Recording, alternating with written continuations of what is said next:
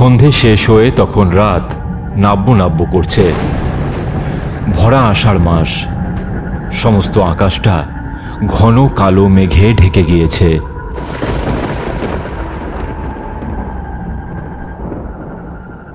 বড় বড় শিমুল গাছের ডালগুলো হাওয়ায় দুলছে, যেন অন্ধকারের মধ্যে থেকে কোনো অস্পষ্ট হাত ইশারা করে ডাকছে। সেই নিস্তব্ধ গ্রাম্য পথ ধরেই একা একা মামাবাড়ি যাচ্ছে বিলু। যে কোনো সময় আকাশ ভেঙে বৃষ্টি নামবে, তাই বিলু চলছে বেশ জোরে জোরে সাইকেল চালিয়ে। ওর মামারা অবশ্য এখন চাকরি নিয়ে সবাই শহরে থাকে। মামাবাড়িতে লোক বলতে দুটি, দাদু আর দিদিমা। সাইকেলটা রেখেই বিলু চটপট হাঁক পারল।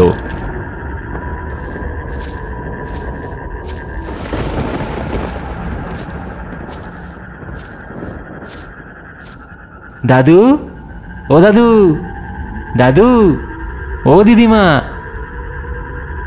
বিলুর ডাক শুনে ওর দাদু সুকুমার বাবু বেরিয়ে এলেন। বিলু, এলি বাবা, আয় আয়, ঘরে আয়, ঘরে আয়। এত দেরি করলি কেন দাদু ভাই? তোর দিদিমা কখন থেকে গরম গরম খিচুড়ি আর ইলিশ মাছ ভেজে রেখেছে তোর জন্য। তাড়াতাড়ি হাত মুখ ধুয়ে নে, আমরা দুজনে পাত পেরে খেতে বসি। এরপর দাদু আর নাতি একসঙ্গে পাত পেরে খেতে বসে। এদিকে বাইরে তখন অঝোরধারে বৃষ্টি শুরু হয়েছে। বিলু সেদিকে তাকিয়ে বলে ওঠে, ও দিদার হাতের গরম গরম খিচুড়ি আর ইলিশ মাছ ভাজা, আর সঙ্গে এই ঝমঝমিয়ে বৃষ্টি, আর কি চাই বলো? দাদু, একটা একটা গল্প বলো না গো। একটা ভূতের গল্প শুনতে খুব ইচ্ছে হচ্ছে। কতদিন তোমার মুখে গল্প শুনি না। সুকুমার বাবু বাইরের অন্ধকারের দিকে তাকিয়ে রইলেন। তারপর বললেন, গল্প? আচ্ছা, তোকে আজ একখান ভয়ঙ্কর ভূতের গল্প শোনাবো। এই গল্পতে আমিও আছি। এটা একটা ঘাউলের গল্প। ঘাউল? ঘাউল কি দাদু?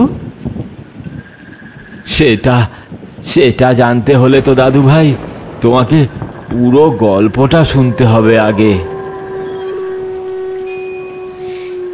এই বলে সুকুমার বাবু গল্প বলতে শুরু করলেন।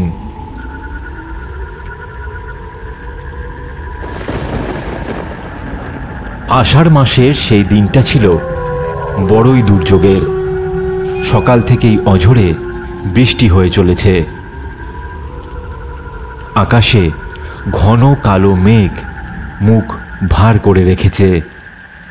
রসুলপুর গাঁয়ের ভ্যানওয়ালা রহিম আর ওর বউ মেহেরুন্নিসা ওদের ঘরের দাওয়ায় দাঁড়িয়ে রয়েছে করুণ মুখে।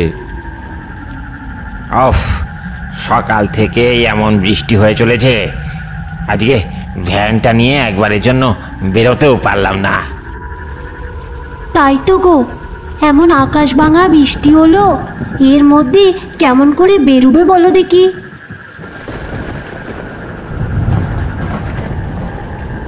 চল চল বউ, চল ঘরে চল।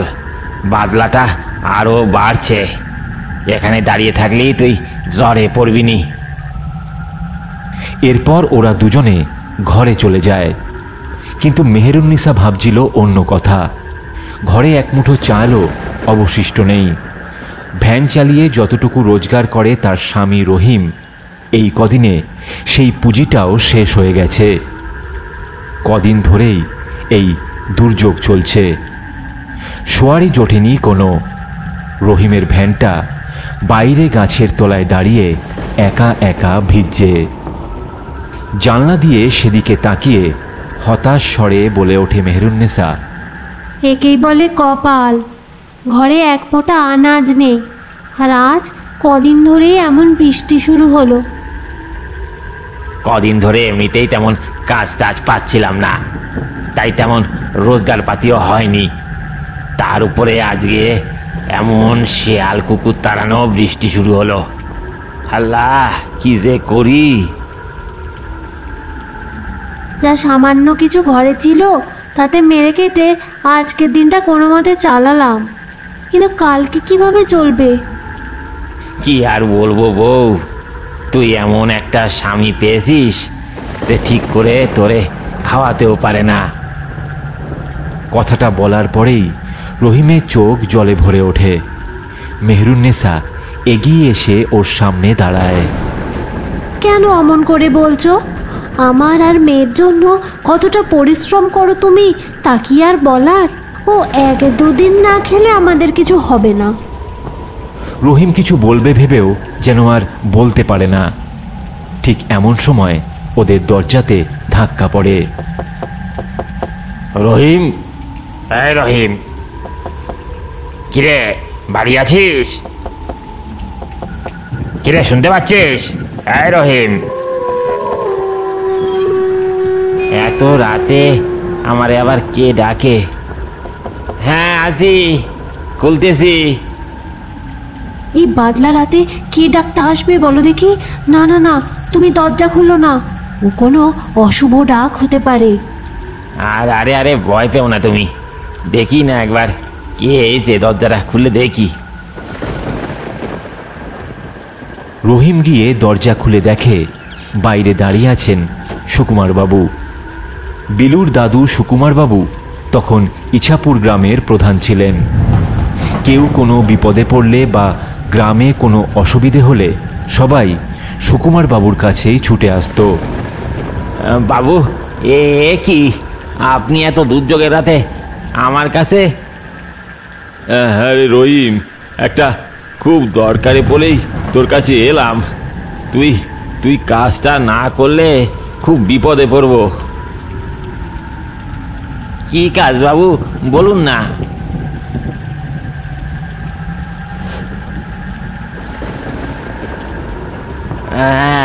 মন দিয়ে শোন, কি করতে হবে শোন, আমি বলি। তুই কি জানিস গ্রামের শেষের ওই জটা বুড়ি মারা গেছে? তাই নাকি বাবু? ও জটা বুড়ি কবে মরল? এই বলেই রহিম কিছুটা আনমনা হয়ে যায়। ওর নিজের চোখে দেখা একটা ঘটনা ওর চোখের সামনে ভেসে ওঠে। গ্রামের শেষে একটা কুঁড়ে ঘরে একাই থাকতো জটা বুড়ি, কিন্তু সবাই জানতো ও কোনো সাধারণ বুড়ি ছিল না। ভূত প্রেত নিয়ে চর্চা করত সারাদিন, তাই ওর বাড়ির পাশ দিয়ে খুব দরকার না পড়লে কেউ সচরাচর যাতায়াত করত না। সেদিন রহিম পাশের গ্রামে ভ্যান নিয়ে গেছিল কিছু বেশি টাকা রোজগারের আশায়, কিন্তু কাজ সেরে ফিরতে ফিরতে অনেকটাই রাত হয়ে যায় ওর। ওফ, আজ বড্ড দেরি হয়ে গেল। আজ ওই গ্রামের শেষের জঙ্গলি মেঠো পথ দিয়েই যেতে হবে, আর কোনো উপায় নেই। এই ভেবে রহিম সেই মেঠো জঙ্গলি পথ ধরেই এগোতে থাকে। কিছুক্ষণ চলার পর যখন রহিম ওই জটা বুড়ির বাড়ির পাশ দিয়ে ভ্যানটা নিয়ে এগিয়ে যাচ্ছিল, তখন হঠাৎ ওর চোখে পড়ে একটা ভয়ঙ্কর চেহারা যেন ঘরের ভিতর ঢুকে গেল। এমনকি ও এটাও দেখে যেন কেউ জানলার কাছে দাঁড়িয়ে ওর দিকে মুখ করে তাকিয়ে আছে।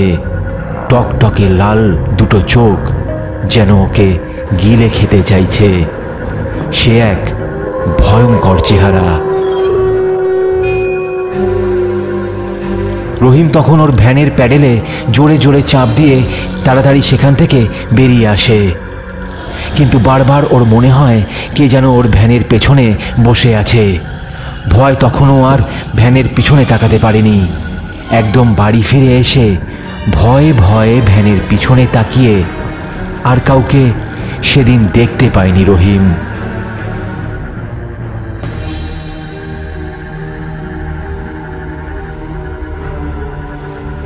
এইসব ভাবতে ভাবতে কেমন আনমনা হয়ে পড়েছিল রহিম। হঠাৎ সুকুমার বাবুর ডাকে ওর আবার হুঁশ ফিরে আসে। এই রহিম, শুনছিস? এই কি ভাবছিস? শোন, যা বলছিলাম। হ্যাঁ হ্যাঁ বাবু, বলেন বলেন। আজ বিকেলেই খবরটা পেলাম। তা আপনি দেখতে গেছিলেন নাকি বাবু? হ্যাঁ, দেখে এসছি। আর বলিস না, কি ভয়ঙ্কর অবস্থা। ওর বাড়ির পাশ দিয়ে গ্রামের দুজন যাচ্ছিল। পচা গন্ধ পেয়ে ওরাই বুঝতে পারে যে কিছু একটা হয়েছে ওই ঘরের মধ্যে। কিন্তু ওরে তো পোড়ানোর ব্যবস্থা করতে হবে। এখন এই দুর্যোগের রাতে আর কাউরে তো পাচ্ছি না ভরসার মতো। তুই একমাত্র আসিস আমার ভরসার লোক। এখন ওরে শ্মশানে নিয়ে যেতে হবে রহিম। আমি জানি এই বৃষ্টি বাদলার রাতে তোকে বলাটা ঠিক নয়, কিন্তু কি করি বল। এমনিতে কদিন আগে মারা গেছে, তাও তো কিছু বোঝা যাচ্ছে না। তুই না গেলে আর কারে পাবো। আর শোন, তোর চিন্তা নেই, এর জন্য তোরে আমি 2000 টাকা দেবো নে। হ্যাঁ, তুই তুই শুধু ওই লাশটা শুধু শ্মশানে নিয়ে নামিয়ে দিবি। 2000 টাকার কথা শুনে রহিমের চোখ দুটো জলে ভরে ওঠে। 2000 টাকা রোজগার করতে ওর কমপক্ষে আরও 10-15 দিন লাগবে। সেখানে এই রাতে কেবল একটা লাশ শ্মশানে নামিয়ে দিয়ে আসলেই ও 2000 টাকা পাবে। ও আর দ্বিতীয়টি ভাবে না, তাড়াতাড়ি করে সম্মতি জানিয়ে দেয় সুকুমার বাবুকে। হ্যাঁ বাবু, হ্যাঁ, আমি পারবো নি। আমি এখনই যাচ্ছি। আপনি কোনো চিন্তা করবেন না। এজন্যই বলে ভরসার লোক। তুই আমারে বাঁচালি। আর শোন, এই নে 1000 টাকা তুই আগাম রাখ। তুই শুধু লাশটা নিয়ে গিয়ে ওই শ্মশানে নামিয়ে দিবি। ওখানে আমার লোক থাকবে, কোনো অসুবিধা হবে না। কিরে, পারবি তো বল? হ্যাঁ হ্যাঁ বাবু, পারবানি, কোনো অসুবিধা নাই। আচ্ছা, তাহলে ঠিক আছে, আমি চললাম। তুই তাহলে এখনই জটাবুড়ির বাড়ির দিকে যা, রওনা দে। বৃষ্টি বাদলা আবার বেড়ে যাবে না কখন। তা বাবু, আপনি যাবেন না? না, আমি যাচ্ছি না। আমার দুজন লোক ওখানে রয়েছে, তোকে সব রকম সাহায্য করে দেবে, বুঝলি। তুই আর দেরি করিস না রহিম, তাড়াতাড়ি বেরো। আমি তাহলে আসি এখন, চললাম। তুই চলে যাস, সাবধান মতো যাস। এই বলে সুকুমার বাবু রহিমের বাড়ি থেকে বেরিয়ে যান। মেহেরুন্নিসা সব কথাই ঘরের ভেতর থেকে শুনছিল। সুকুমার বাবু চলে যাওয়ার পর মেহেরুন্নিসা রহিমকে বলে, তুমি কি পাগল হলে নাকি? সবাই বলে ওই বুড়ি আত্মা ডাকতো, এমনকি অনেকে ওকে কাঁচা মাংস খেতেও দেখেছে। আর এমন বৃষ্টির রাতে ওই বুড়ির মরা লাশ নিয়ে শ্মশানে যাবে? থাক, দরকার নেই গো, আমাদের ঠিক কষ্ট করে চলে যাবে। আরে না বউ, তাই হয় নাকি? আমি আগাম টাকা নিয়ে নিয়েছি, আর একটা শুধু লাশ শ্মশানে নামিয়ে দিয়েই চলে আসব। সেখানে 2000 টাকা পাওয়া যাবে। সেই সুযোগ কি করে ছাড়ি বলো? আচ্ছা, আর দেরি করা যাবে না, বুঝলে। আমি এখন যাই, নইলে ঢের দেরি হয়ে যাবে ফিরতে। রহিম ওর বউকে বিদায় জানিয়ে ভ্যান নিয়ে বেরিয়ে পড়ে জটা বুড়ির বাড়ির দিকে। মেহেরুন্নিসা দরজার চৌকাঠে দাঁড়িয়ে রহিমের চলে যাওয়ার দিকে তত সময় তাকিয়ে থাকে যতক্ষণ না ও অন্ধকারে মিলিয়ে যাচ্ছে। কিছু সময় পর রহিম জটা বুড়ির বাড়িতে উপস্থিত হলো। এখানে অন্ধকার যেন আরও বেশি। ভ্যান রেখে ও ধীরে ধীরে জটা বুড়ির ঘরে ঢোকে। ঘরে ঢুকতেই গা গুলিয়ে ওঠে রহিমের।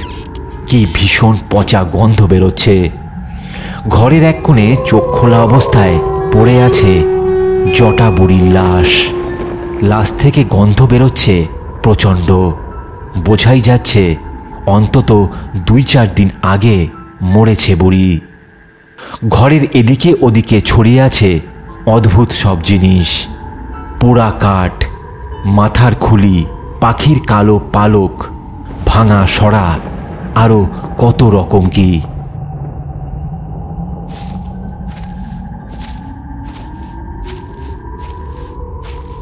আরে রহিম, কি অত ভাবছিস? তাড়াতাড়ি এদিকে আয়, লাশটা ধরে তুলতে হবে তো। আরে তাপস, তুই একা? সুকুমার বাবু যে বললেন 2 জন থাকবে। এই রাতে কে আসবে এখানে? আমাকে বাবু 500 টাকা দিল, আমার টাকা পয়সার খুব দরকার আছে, তাই জন্য আমি আসলাম। আর আমি তো অপেক্ষা করছি কেউ আসবে, না তো এই যা লাশের অবস্থা, তা তো নিয়ে যাওয়া বেজায় কঠিন। আচ্ছা আচ্ছা, থাক থাক, আর কথা বাড়াসনি, তাড়াতাড়ি কর, আবার বাড়ি ফিরতে হবে। জটা বুড়ির লাশ তুলতে গিয়ে বেশ বেগ পেতে হলো দুজনের। মনে হচ্ছে যেন একটা শরীরের ভেতর আরো অনেকগুলো শরীর এসে বাসা বেঁধেছে। বাপরে বাপ, এ কি ভার রে রহিম! হ্যাঁ রে তাপস, অনেক লাশ ভ্যানে তুলেছি, তবে এই লাশ, ওরে বাবা! তখনই রহিমের যেন মনে হলো বুড়িটার চোখ যেন একবার নড়ে উঠল।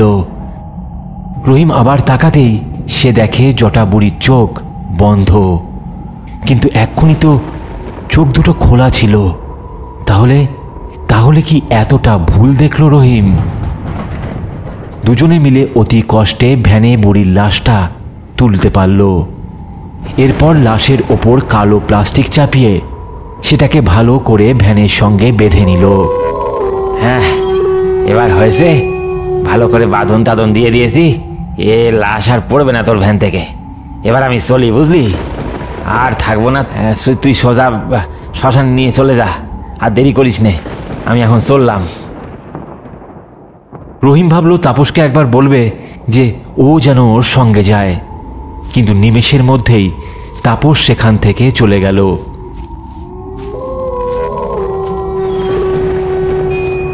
রহিম অন্ধকারের দিকে তাকিয়ে বুড়ির লাশ নিয়ে ভ্যানে প্যাডেল দেওয়া শুরু করল। রহিম ভ্যান নিয়ে ধীরে ধীরে এগিয়ে যায় শ্মশানের দিকে, কিন্তু কপালে দুর্ভোগ থাকলে আর কি করা যাবে।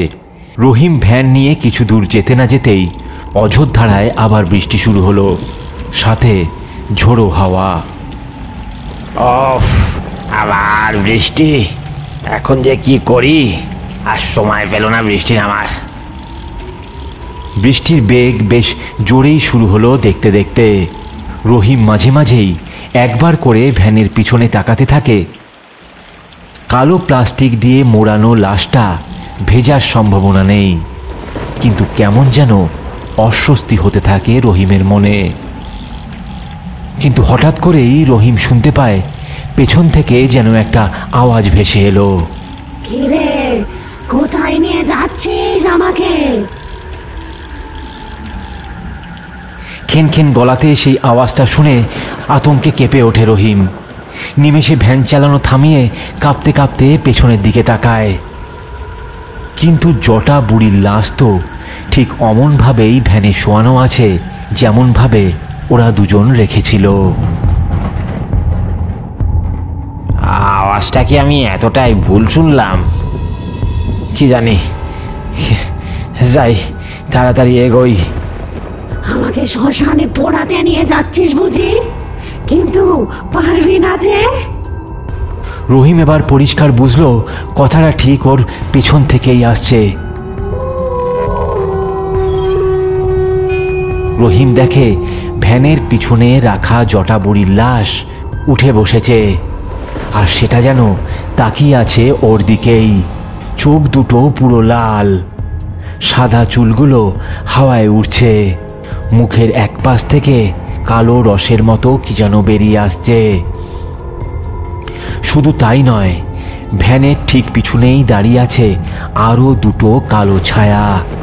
তাদের চেহারা ঠিক বোঝা যাচ্ছে না, কিন্তু উপস্থিতি বোঝা যাচ্ছে। কিরে, আমাকে শ্মশানে পোড়াতে নিয়ে যাবি না? রহিমের মুখ দিয়ে কথা বলার মতো কোনো শব্দ আর বের হচ্ছে না। তুই যতই চেষ্টা কর, আমাকে শ্মশানে নিয়ে যেতে পারবি না রে। আর আমাকে পোড়ানোর চেষ্টা করলে তুইও বাঁচবি না। লম্বা লিকলিকে হাত দুটো যেন সাঁড়াশির মতো এগিয়ে আসছে রহিমের গলার দিকে। রহিম বুঝতে পারে এখানে দাঁড়িয়ে থাকলে আর রক্ষা নাই, তাই ও পাশের মাঠে নেমে দৌড়াতে শুরু করে। ও জানে মাঠ পেরোলেই একটা পুরনো মাজার আছে, যদি ওখানে কোনো মতে ও পৌঁছায় তাহলেই একমাত্র ও বাঁচতে পারবে। প্রাণপণে সেই মাঠের মধ্যে থেকে দৌড়াতে থাকে রহিম। ওর পেছনে যে কেউ ধাওয়া করে আসছে সেটা আন্দাজ করতে পারে রহিম। একবার পিছনে তাকাতে ও দেখে সেই জটা বুড়ির লাশ হাত বাড়িয়ে ওর দিকে এগিয়ে আসছে।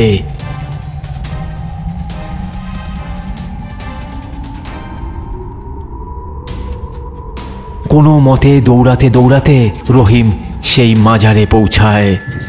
মাজারের দরজা খোলা। দরজা ঠেলে ভেতরে ঢুকেই দরজা বন্ধ করে দেয় রহিম।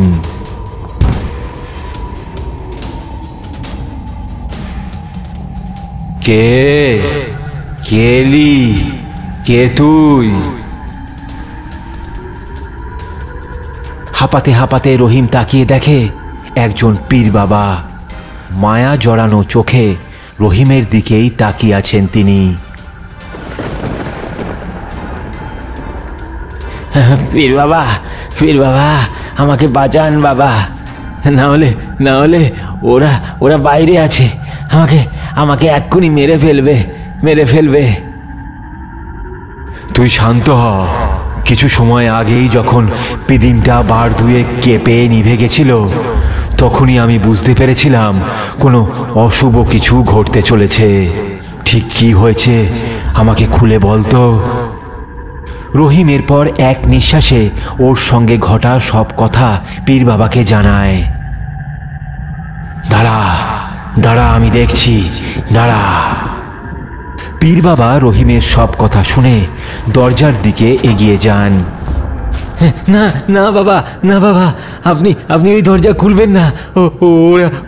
ওরা আমাকে ছাড়বে না। তুই যখন আল্লাহর ঘরে এসছিস তখন কেউ তোর কোনো ক্ষতি করতে পারবে না। তুই শান্ত হ। এই বলে দরজা খোলেন পীর বাবা। রহিম ওর পিছনে দাঁড়িয়ে। দরজা খুলতেই দেখা যায় দরগা থেকে কিছুটা দূরে দাঁড়িয়ে সেই ভয়ঙ্কর দেখতে লাশ আর সেই কালো চেহারাগুলো। ওরা যেন চাইছে দরগার ভিতর আসার, কিন্তু কোনো অদৃশ্য শক্তি ওদের বারবার আটকে দিচ্ছে।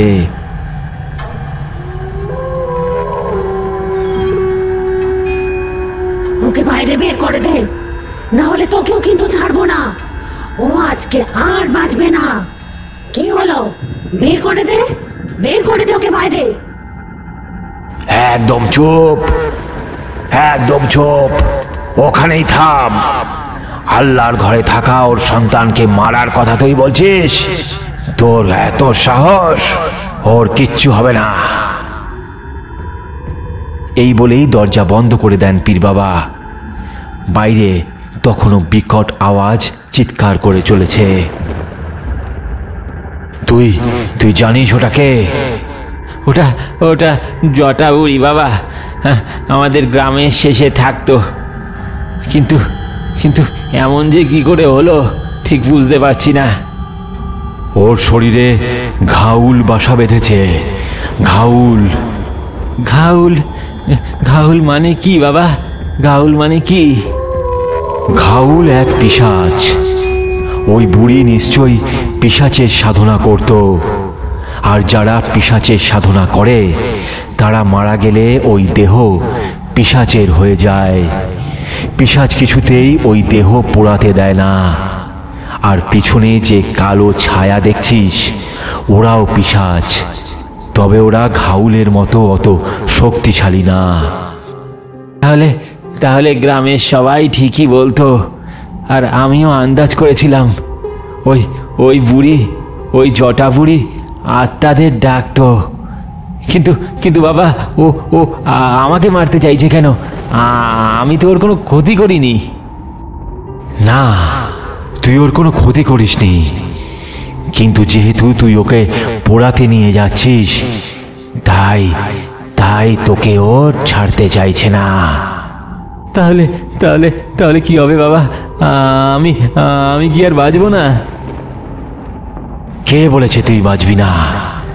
তুই আল্লাহর দরগায় এসেছিস, কেউ তোর কোনো ক্ষতি করতে পারবে না। তোর কোনো ভয় নেই, আমি সব ব্যবস্থা করছি। তবে আজ রাতটা তুই এখানেই থাক, কাল সকাল হলে ফিরবি। দরজার বাইরে তখন আর কোনো আওয়াজ আসছে না। কিছু সময় পর রহিম দরগার ভিতরেই ঘুমিয়ে পড়ে।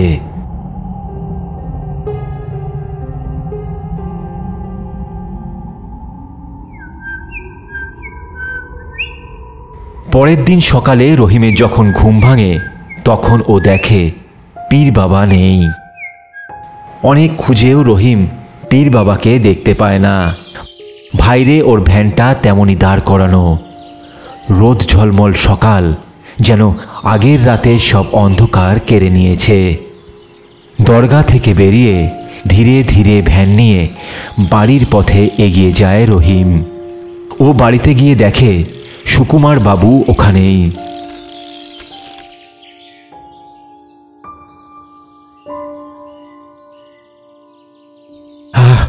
এই যে রহিম, এসিস? এত দেরি করলি? ওহ, আমরা খুব চিন্তা করছিলাম। শোন, ডোম খবর পাঠিয়েছে যে সব ঠিকঠাকভাবে কাজ হয়ে গেছে। তুই খুব ভালোভাবে লাশটা নিয়ে পৌঁছেছিলিস। তোকে টাকা দেওয়ার জন্য বসে আছি। এই নে তোর বাকি টাকা। পোড়ানোর কাজও সব হয়ে গেছে। সত্যি রহিম, তুই না থাকলে যে কি হতো। খুব ভালো কাজ করেছিস। রহিমের কানে যেন কোনো কথাই তখন ঠিকমতো ঢুকছে না। ও তো সারা রাত দরগার ভিতরেই ছিল। তাহলে লাশ নিয়ে শ্মশানে ডোমের কাছে কে গেছিল? আর পীর বাবাকেই আর সকালে খুঁজে পাওয়া গেল না কেন?